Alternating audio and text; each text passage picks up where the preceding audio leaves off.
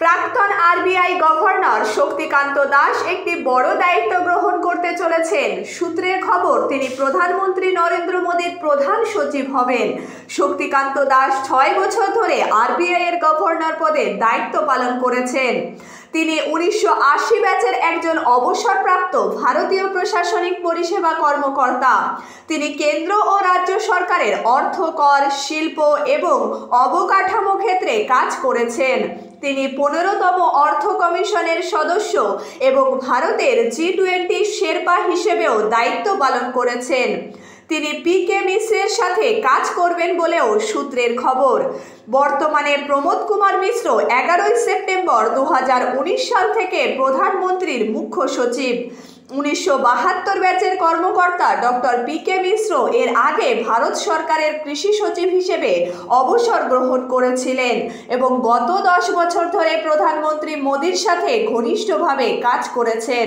তিনি 2014 থেকে 2019 সাল পর্যন্ত প্রধানমন্ত্রী নরেন্দ্র মোদীর অতিরিক্ত প্রধান সচিব হিসেবেও দায়িত্ব পালন করেছেন। 38 বছরেরও বেশি সময় ধরে অভিজ্ঞতার সাথে অর্থ মন্ত্রণালয়ে থাকাকালীন তিনি 8টি কেন্দ্রীয় বাজেট তৈরিতে সরাসরি ভূমিকা পালন করেছিলেন। এছাড়াও তিনি IMF, G20, ব্রিক্স এবং সার্কের মতন প্রধান আন্তর্জাতিক ফোরামে ভারতের প্রতিনিধিত্ব করেছেন। শক্তিকান্ত দাস এমন এক সময়ে নিয়োজিত হচ্ছেন যখন প্রধানমন্ত্রী মোদী আর্থিক প্রশাসনকে শক্তিশালী করার দিকে মনোনিবেশ করেছে। সূত্রের খবর, শক্তিকান্ত দাস অতীতে অনেক ভালো কাজের সাক্ষী হয়েছেন, আর তিনি প্রধানমন্ত্রী মোদীর সাথে কাজ করলে দেশ আরও আগে যাবে এবং আরও শক্তিশালী হবে। অর্থনৈতিক ক্ষেত্রে অগ্রগতির সম্ভাবনা বেশি রয়েছে। এর পাশাপাশি অর্থ, কর, শিল্প এবং অবকাঠামোতেও সমৃদ্ধি হবে। 16 ফেব্রুয়ারি ডোনাল্ড ট্রাম্প সরকারের department of government efficiency DOGE ঘোষণা করেছিলেন যে তারা ভারতে USAID এর তহবিল বাতিল করার সিদ্ধান্ত নিয়েছে, যার মধ্যে বেশ কয়েকটি প্রকল্প শামিল আছে। রাষ্ট্রপতি ট্রাম্প তহবিল নিয়েও প্রশ্ন তোলেন এবং জিজ্ঞাসা করেন, ভারতে ভোট দেওয়ার জন্য আমাদের কেন $21 মিলিয়ন খরচ করতে হবে। ট্রাম্প এই অভিযোগ তোলার পরই ভারতে অভিযোগ ও পাল্টা অভিযোগের এক দফা শুরু হয়েছে।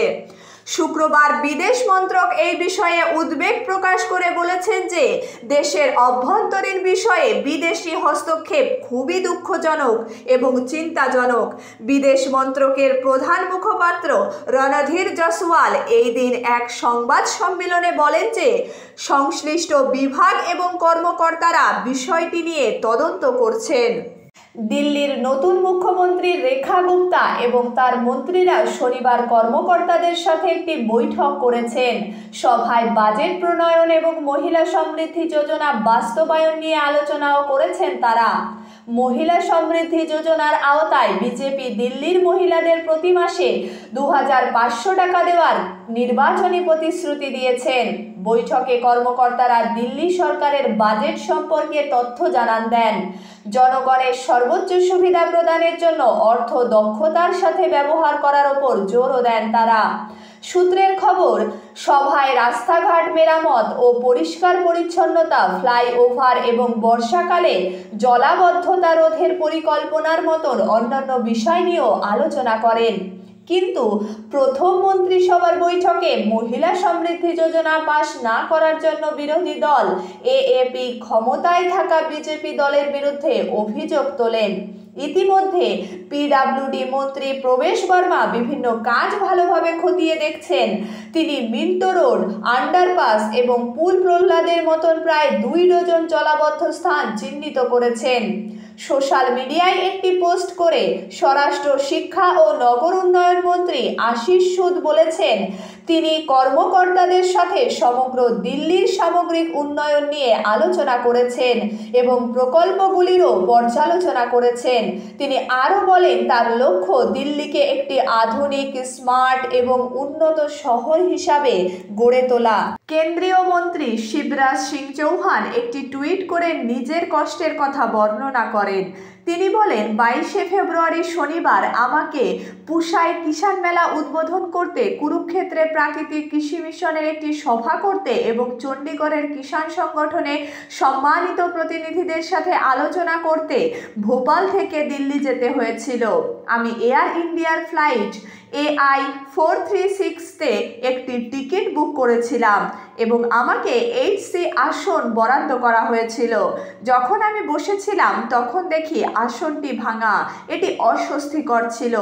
যখন আমি বিমান সংস্থার কর্মীদের জিজ্ঞাসা করি কেন আমাকে এমন একটি আসন বরাদ্দ করা হয়েছে, তারা আমাকে বলেছিল যে আসনটি ভালো অবস্থায় নেই এবং এর টিকিট বিক্রি করা উচিত হয়নি। শিবরাজ সিং চৌহান এরপর শনিবার বেসামরিক বিমান চলাচল নিয়ন্ত্রক director general of civil aviation DGCA air ইন্ডিয়ার কাছ থেকে জবাব চেয়েছেন। মন্ত্রী যাত্রীদের ভাঙা আসন দেওয়াকে বিমান সংস্থার পক্ষে অনৈতিক বলে অভিহিত করেছেন এবং বলেছেন টাটা কর্তৃক অধিগ্রহণের পর তিনি এয়ার ইন্ডিয়ার উন্নত পরিষেবা আশা করেছিলেন, কিন্তু সেটা আমার ভুল ধারণায় পরিণত হয়েছে। বেসামরিক বিমান পরিবহন মন্ত্রী রামমোহন নাইডু বলেন, আমরা এ বিষয়ে তাৎক্ষণিকভাবে এয়ার ইন্ডিয়ার সাথে কথা বলেছি এবং প্রয়োজনীয় ব্যবস্থা নেওয়ার নির্দেশ দিয়েছি। এয়ার ইন্ডিয়ার একজন মুখপাত্র এ বিষয়ে দুঃখ প্রকাশ করে বলেছেন, ভোপাল থেকে দিল্লি যাওয়ার বিমানে মাননীয় কেন্দ্রীয় মন্ত্রী শ্রী শিবরাজ সিং চৌহানজির অসুবিধার জন্য এয়ার ইন্ডিয়া গভীরভাবে দুঃখিত।